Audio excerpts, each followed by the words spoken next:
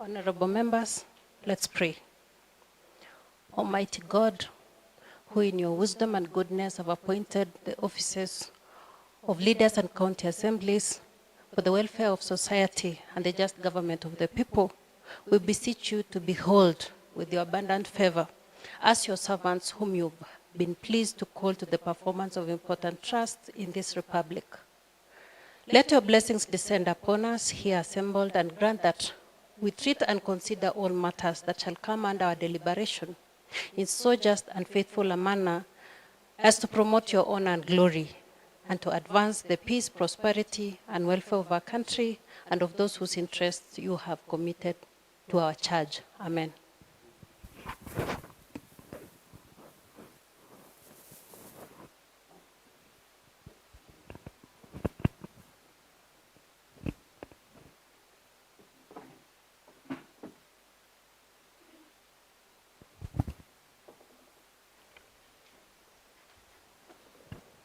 Clerk, Order number 1, administration of oath. proceed. Order number 2, communication from the chair. Next order. Order number 3, messages. Next order. Order number 4, petitions. Proceed. Order number 5, notes papers. Next order. Order number 6, of motion. Honorable members, we are in receipt of a motion today, and we welcome Honorable David Tarus. Thank you, Madam Speaker, for giving me this opportunity. I beg to move the motion to give the notice of the following motion, Madam Speaker, that aware that the Second Assembly passed the Uasin Gishu County Administration Bill 2021. Further, aware that the purpose of the Act was to give effect to Part 4 to Part 6 of the County Governments Act 2012 by decentralizing functions and provision of services to the citizens of Uasin Gishu. Concerned that it's over a year since the Act was passed, this County Assembly urges the County Government of Uasin Gishu through the Department of Devolution Public Administration to immediately effect the Act as passed. Thank you, Madam Speaker.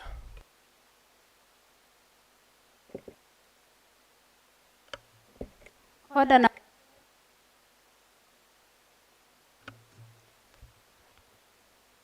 Proceed. Order number 8, motion and bills. Next order. Order number 9, supplementary orders of the day, motion. Honorable David Tarus.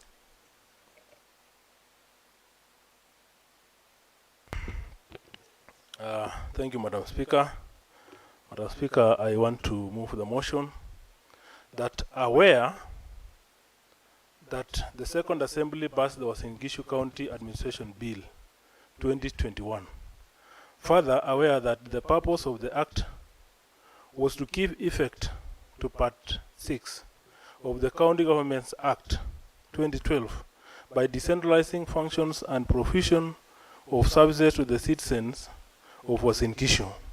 Concerned that it is over a year since the Act was passed, this County Assembly urges the County Government of Uasin Gishu through the Department of Devolution and Public Administration to immediately give effect to the Act as passed. Madam Speaker, as the motion explicitly says, a motion was passed by the Second Assembly. And Madam Speaker, I was privileged to be a member, and some of the members here during that Second Assembly, to be part of the discussions that were therein at that time. The Second Assembly took a lot of time to discuss about the this bill and passed it to be an act. The county, there was in Gishu County Administration Bill, whereby there was need for the county government was in Gishu to employ people that were to be village administrators to help in effecting the act as was passed by Parliament. Madam Speaker, this issue of village administrators was first of all in the constitution that was passed, the 2010 constitution as passed. And it was to be given effect by a legislation by the parliament, by the national parliament. That was done. Now, as we speak, Madam Speaker, some counties have given effect to this act, the County Government Act of 2012. By doing what? By employing village administrators. As we speak, Madam Speaker, this link is missing in the county of Uasin Gishu. The link of village administrators is missing in the devolved government of Uasin Gishu. This county assembly, and I want to urge members here that let us pass this motion. Let us ask the county government, because the act was passed, the bill was passed. It is now up to the county government and especially the Department of Devolution and Public Administration to now employ these village administrators. Right now, as I have said, our people do not get information. These village administrators will be very important in disseminating information from the county government to the public, to the electorates. Imagine, Madam Speaker, at times a public participation exercise is advertised, is called. And people at times do not have the information because the only people that the county have at the ward level, at the locational level, are the administrators, the ward administrators. And of course the village chiefs and the village, the locational chiefs and the sub-locational chiefs, who, by the way, are employees of the national government. So these people will be very important in disseminating the information, any information from the county government to the electorates, and also information from the electorates to the government, to the county government. If these people are put in place, the government will work effectively.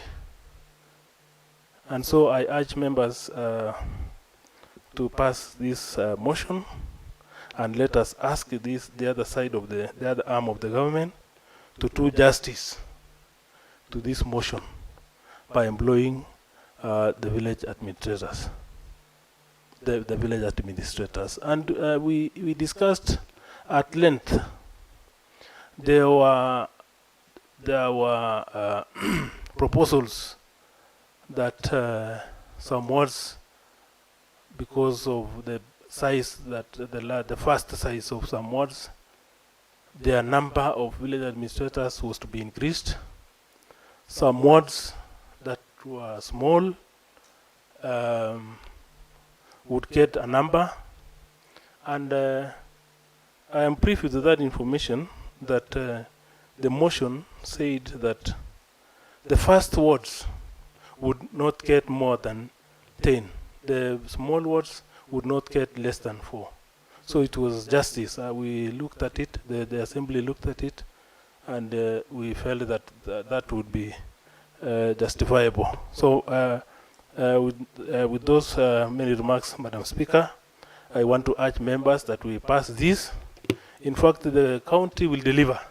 The county government will deliver with these officers in place. And I want to ask, request through you, Madam Speaker, Honorable Julius Songok, our Chief Whip, to second. Thank you. Honorable Songok.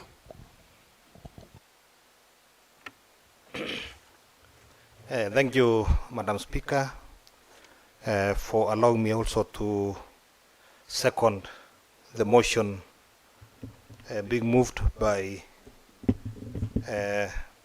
member representing Kapolres Ward, Honorable David Tarus. Madam Speaker, since devolution, devolved units was made in Kenya to have villages, counties, sub-counties, and this assembly saw it good, Madam Speaker, that this devolution goes straight to the bottom, whereby we have the village units. This assembly passed a bill which was to have the village units together with the village administrators, Madam Speaker. And the main purpose of these units and the representation was to coordinate, manage, and also supervise the general functions of the administration for the county governments. Mind you, Madam Speaker, that we do have every now and then public participations. We have bursaries, disbursements, identification of beneficiaries, going to the village level. Mind you that we do have also the bills that we do adopt in this assembly that has gone to for public participation. We have also the CFSP, and all goes straight to the ground where people are. And we find that at times it is so difficult to get all people at the same time. And this assembly saw it good that why can't we have as many villages as possible, so that every village administrator can do and perform the duties on behalf of the government, of the county government of the day. And this bill was passed, and mind you that maybe up to now it has not been implemented. And we are now here, as I stand, Madam Speaker, that I'm asking and reminding the county government of Uasin Gishu, the executive part, to really implement to the latter the bill, because members of the public are in dire need that they need to have those village administration. A lot of work is being done by the chiefs and assistant chiefs. And at times, we do have that conflict of interest. And we are not in a position now to really implement our programs effectively. And that's why we are, the mover saw it good that let us have a reminder and put more emphasis that let the county government perform everything that has been passed in this bill. And we're asking this assembly, the members that are here, that let us pass this motion. Let us give this government enough time to see that they implement everything, and even placing even the budget. So on that note, I second this motion, Madam Speaker, and ask members to support. Thank you very much. Honorable members, the motion having been satisfactorily moved and properly seconded, that the Second Assembly passed the Uasin Gishu County Administration Bill 2021, further aware that the purpose of the Act was to give effect to Part 6 of the County Governments Act 2012 by decentralizing functions and provision of services to the citizens of Uasin Gishu, concerned that it's over a year since the Act was passed. This County Assembly urges the County Government of Uasin Gishu, through the Department of Devolution and Public Administration, to immediately effect the Act as passed. Ensuing debate.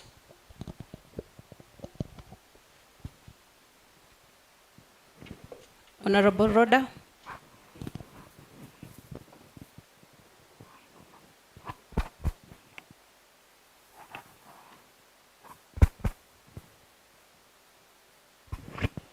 Thank you, Madam Speaker, for giving me this opportunity to stand in support of this motion that was moved by Honorable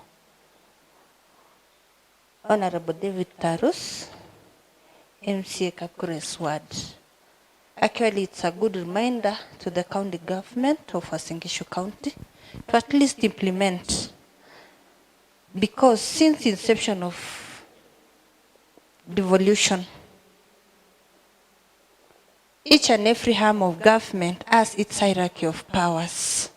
Like, for example, if you see national government, when it comes to the issue of power, we have the sub-county commissioners and we have the county commissioners.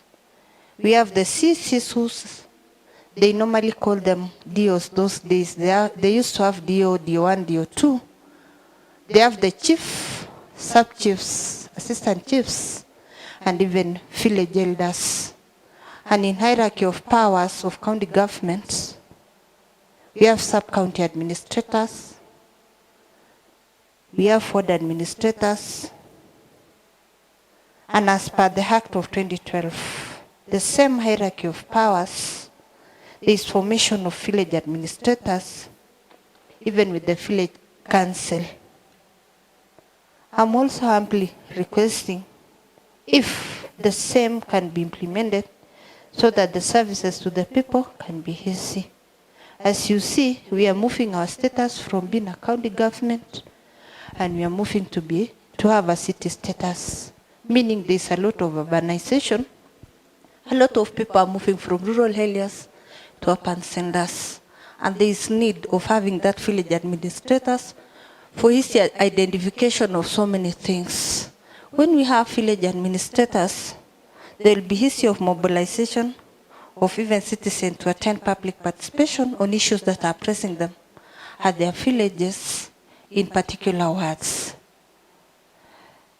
At the same note, the same village administrators will help the ward administrators even in the planning of the city or the town with the help of wananchi. There are so many issues that people have in their villages, and they are so much pressing to an extent that sometimes they share with wrong entities. If you share with a village elder who is in charge of a chief, the information cannot reach easily the village the ward administrator.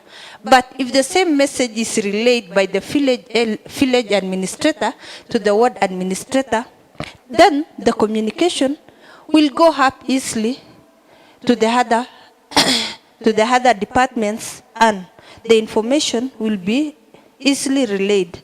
For example, if we have issues to do with sewages in a village, the information will really be relayed easily to the ward administrator, then the same message will be passed by the ward administrator to the concerned department.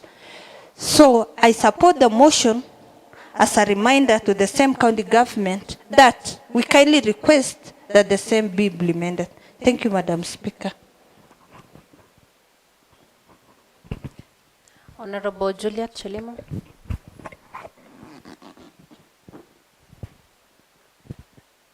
Thank you, Madam Speaker.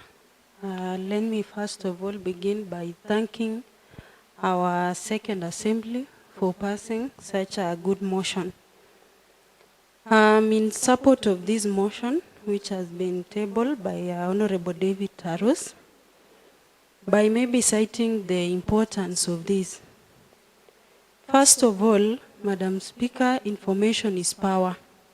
When we have these people in place, it will be easy for the residents of Uasin Gishu at the ground level to have the information.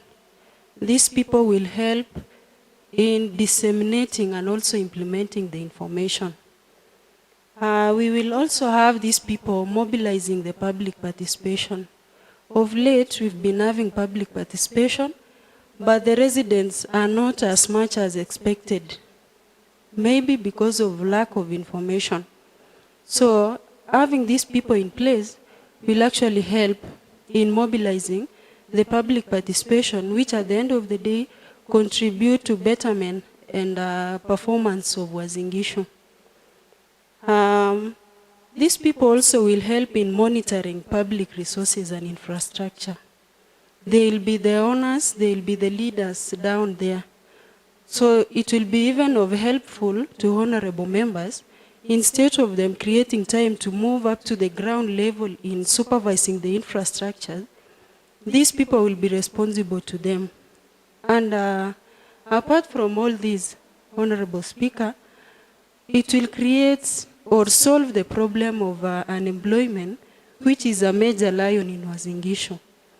If we have a rough estimate of them, it shows us that it will really solve this problem because it will create employment to many people.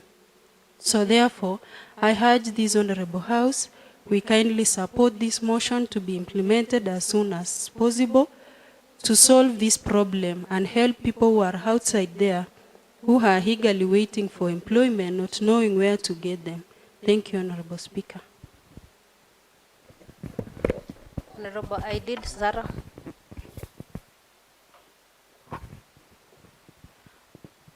Thank you, Madam Speaker. I support the motion. Why do I support? There was a function of national at Kapsoy one time, and it was a flop. So the county commissioner was asking, where is the problem? Is it the chiefs or what? So these guys should be fast. It will bring employment to the youth. We don't want to employ old people and all that. It will create awareness to the public. Because once there's no awareness, it's a problem. The governor, when he has a function, at least that village administrator knows what he's going to do with the public. It is very important. I think these things we should have done it long time ago. But since it's never late. This ward supervisor is very important to the public. Awareness of everything. Even if there's a disease, even if somebody dies, you know that awareness, the chiefs are not enough. They are never there most of the times. So I think by getting ward administrator for the county is better. So I support the motion. Thank you. Honorable James Serem. Thank you, Madam Speaker. In total support of the motion, and I want to say I will never hesitate also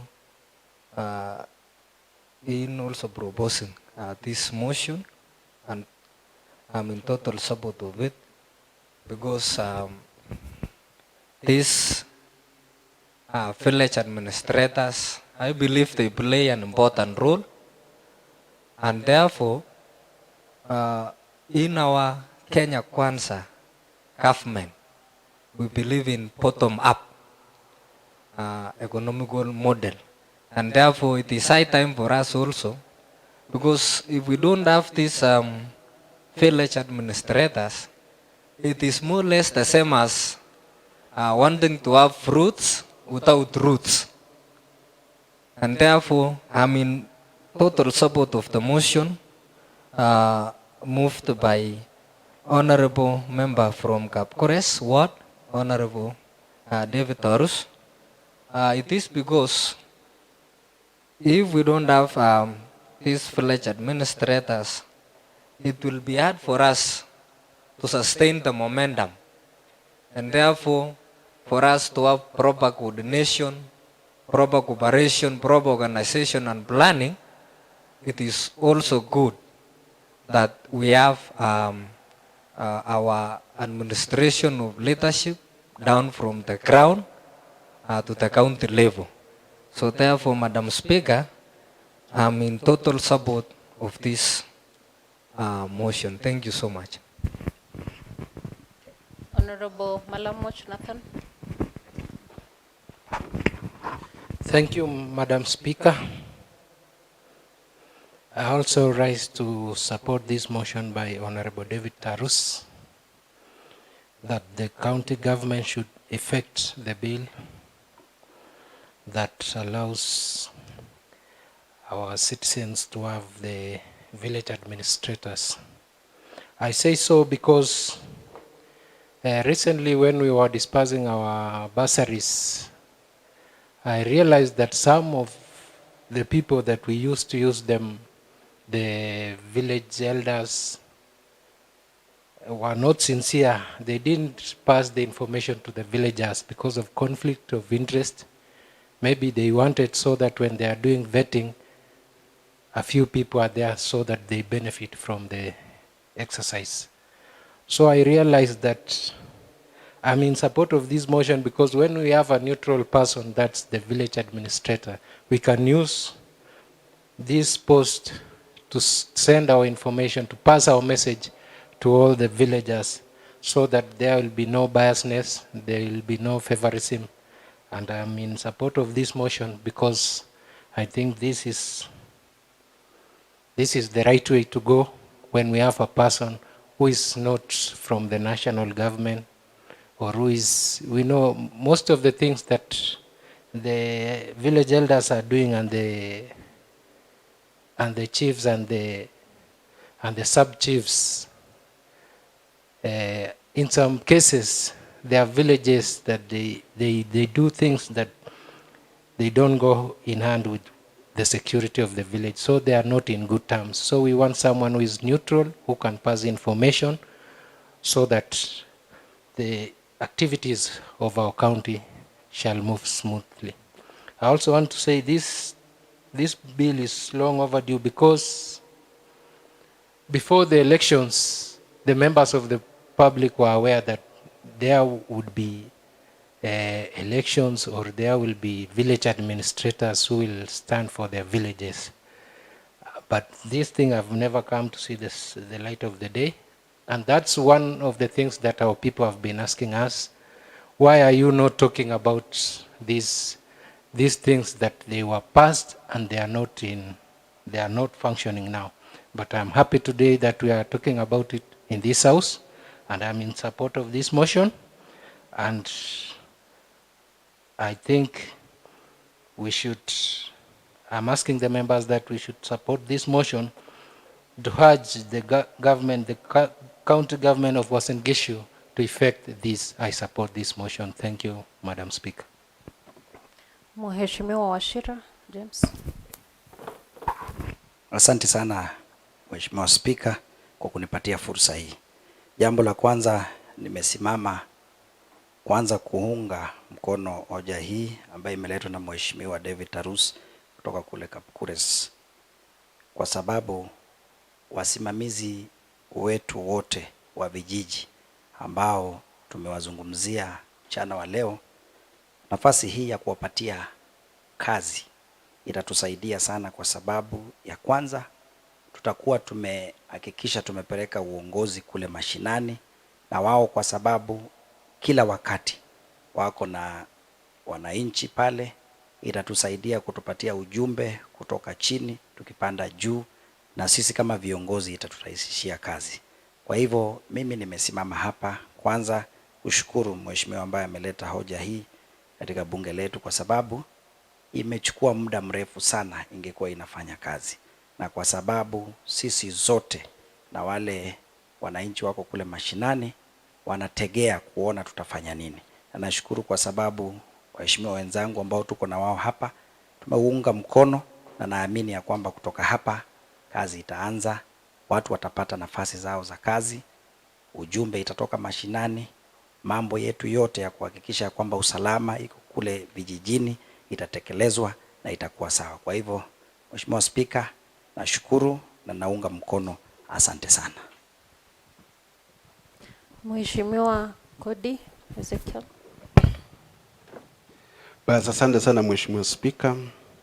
Hata nami nimesimama kuunga mkono hoja hii ambayo imetolewa na Mheshimiwa David Tarus kuhusu utawala wa kijiji. Ni jambo la muhimu kwamba tukiwa county government tungeona bora tuwe na kwamba mtu ambaye anatoa mwelekeo, hata tukiwa katika ushirika wa umma, wakati tunafanya public participation, wacha tutumie tu Kiingereza pale, kwa sababu unapata pengine unapata tu mwanafunzi ambaye kweli hakupata information kwamba kutakuwa na huyo ushirika. Nimesimama kuunga mkono kwamba tuwe na watu kama hao, na kwamba imekuwa mwaka moja na jinsi hao walifanya hiyo assembly ya pili, nikiona katika ziwa nimepata kuwa na utawala vijiji karibu 6 ambao kwamba kwangu mi naona ni wachache, lakini kwa hali hayo wacha tu niunge mkono kwamba wacha hao 6 wakuja wafanye kazi ili tuone kwamba wamefikisha wapi. Wacha tu niseme kwamba naunga mkono hiyo hoja ipitishwe. Asanteni sana. Mheshimiwa Hassan Saida.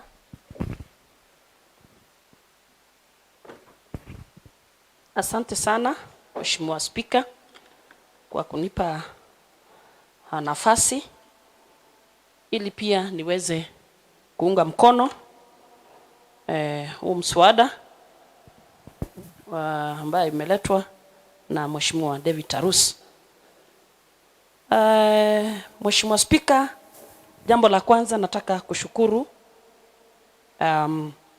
bunge iliyopita kwa kufanya kazi nzuri na kupitisha huu mswada kwamba inafaa tuwe na wasimamizi wa vijiji. Bali imechukua muda, tunajua imechukua muda wa mwaka moja, lakini pia hatujachelewa. Bado tuko na muda ambao tunaweza kutekeleza haya maneno. Mheshimiwa Spika, maana ya ugatuzi ni nini? Hii tunataka kuifahamisha wananchi kwamba ugatuzi ni ile kupeleka huduma hadi mahali wako. Na tunafurahi kwa sababu mswada ulipitishwa mwaka wa 2021. Na sasa sisi hapa tukiwa hapa, Mheshimiwa Spika, tunaomba serikali yetu ya county kiongozwa na governor wetu aweze kuzingatia haya maneno ili tuweze kupata wale wasimamizi wa vijiji. Kazi ya wale wasimamizi wa vijiji, Mheshimiwa Spika, ni kuhakikisha kwamba zile huduma ambazo zinapeanwa kwenye kaunti yetu zinawafikia. Vile vile hiyo kazi yao ni kushirikiana na wasimamizi wa wadi na pia kuwapa mafunzo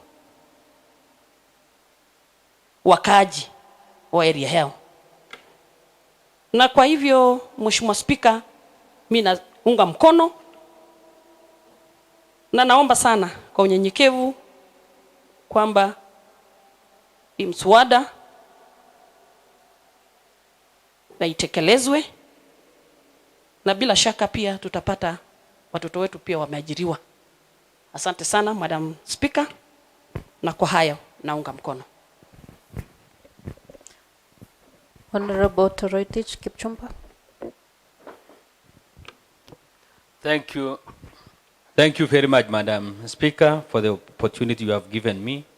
I stand to support the motion in the House that there is need for the county government to effect the employment of the village administrators. One, the main purpose of village administrators is for them to act as the link between the community members, the ward and the ward administrator, and also the entire leadership of the county government of Uasin Gishu. And I've gone through the document. It's a very document. The assembly that sat down and did this document, they have specified on the qualification, the requirements, and the need of having a village administrator. And they have factored in the factor of population, geographical areas, and also the population. if you sit down and you analyze a population of a small ward like Moiben, which has registered voters of 15,000, and we assume 15,000, the 13,000 or 15,000 voters, those are people who are aged between 18 years and above. So you'll be talking about a population of 50,000 people in that community, within that ward. And it's very difficult for a single ward administrator to move around disseminating the information. Particularly, we know our area is wide. It is as similar as what is being done in the national government. It's a structure similar to the national government, whereby they have the chief, which is similar to the level of, the DO, which is similar to the level of a ward administrator. And going downwards, the national government have the sub-chief, the chief, and also the sub-chiefs. Within the same time, they have the location who are headed by the chiefs, and the sub-locations headed by the sub-chiefs. But in our system, we only have the ward administrator. We can see the task that he really handles, going around the ward, handling all the issues, disseminating the information. When it's an issue of training, there's an issue of maybe they want to do the, what do we call this one, the injection. They want to give out medicine or pesticides or seeds or registration, all those things. That's why we end up using the system of the national government in doing such things. This is the right time for the county government to effect as soon as possible, if possible, so that we have these people in the ground, they start operationalizing the activities of the county government. And this will be the key person of the county government, particularly the governor himself, because he will be having people down there in the village, whereby he'll be getting the information as soon as possible. He can make even a call, and by the end of the day, he will have been given the information. You will find also that we as the members of the county assembly, we end up moving around doing those roles because we are the ones who are being noticed, and the people in the community believe that these are the people. It's either the ward administrator or the MCA. So we are all over running around instead of coming and making more laws and also doing our oversight work as a county assembly of Uasin Gishu. So I stand to support this motion that the county government of Uasin Gishu gives effect to this law that it was already passed as soon as possible. Thank you very much, Madam Speaker. Honorable Kering.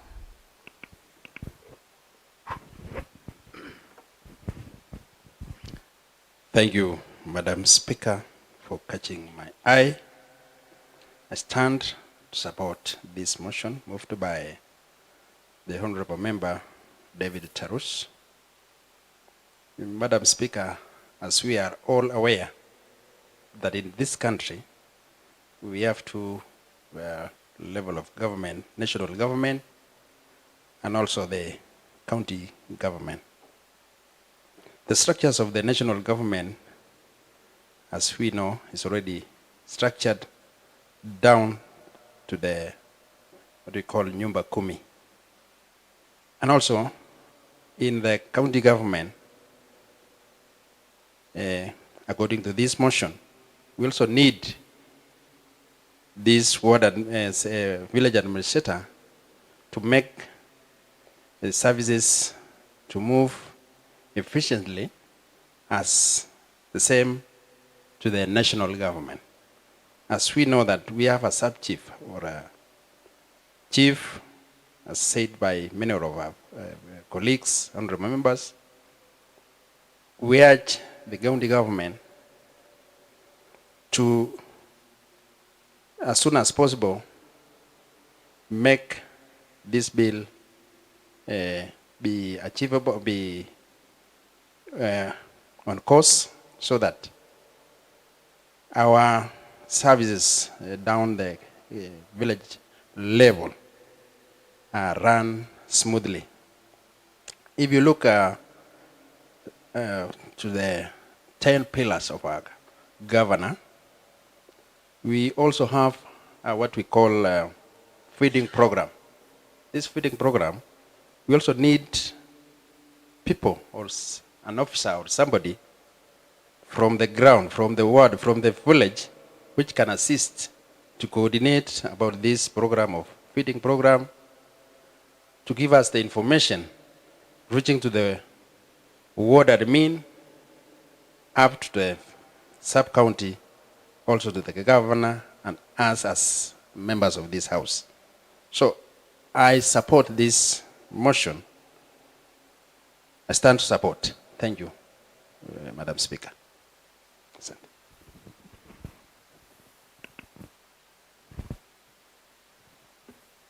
I now give this opportunity to the mover of the motion, Honorable Tarus, to give for a right of reply. Thank you, Madam Speaker, for giving me this opportunity to thank members for supporting this motion. And in their support, Madam Speaker, I want to really appreciate members who have spoken very eloquently, giving the reasons why it is very necessary for this government to give effect to this bill, to this act that was passed by the Second Assembly. Reasons have been given, Madam Speaker, various reasons, and very good reasons. One, Madam Speaker, that is ongoing right now in our nation is the registration of farmers. You find, Madam Speaker, that most farmers, if you go out there, most farmers have not gotten messages in their phones that gives them the required message, the required codes to go and purchase the fertilizer. Why? Is because of that missing link. You see,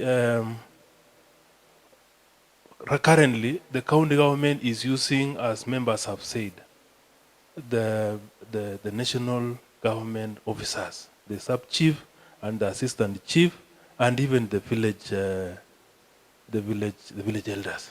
Those are employees of the national government. So, if these people are in place, that link will not miss. So farmers currently are going through rough times.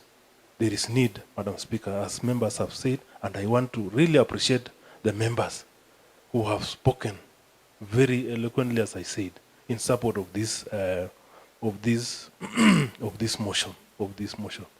Madam Speaker, it is very late in the day. 10 years down the line, this county government has not established the office of the village administrator. The constitution in the 4th schedule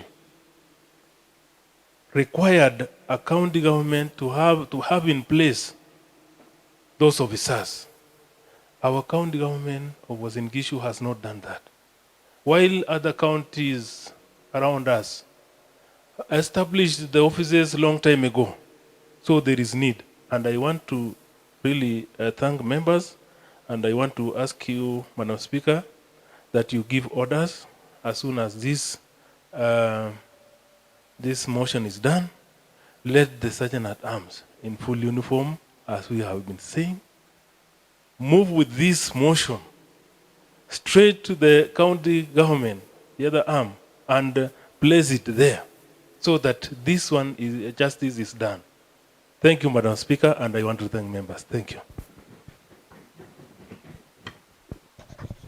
Honorable members, furtherance to the motion on the floor, moved by the Honorable Member of Kapkures, Honorable David Tarus, that the Second Assembly pass the Uasin Gishu County Administration Bill 2021, further aware that the purpose of the Act was to give effect to Part 6 of the County Government Act 2012 by decentralizing functions and provision of services to the citizens of Uasin Gishu, concerned that it's over a year since the Act was passed. This County Assembly urges the County Government of Uasin Gishu, through the Department of Devolution and Public Administration, to immediately effect the Act as passed. I now would like to pose the question. As many as of those in support of the motion say aye. Aye. May as many of those who are in contrary opinion say nay. The ayes have it. Honorable members, there being no other business, this session stands adjourned till tomorrow, 9:30 a.m.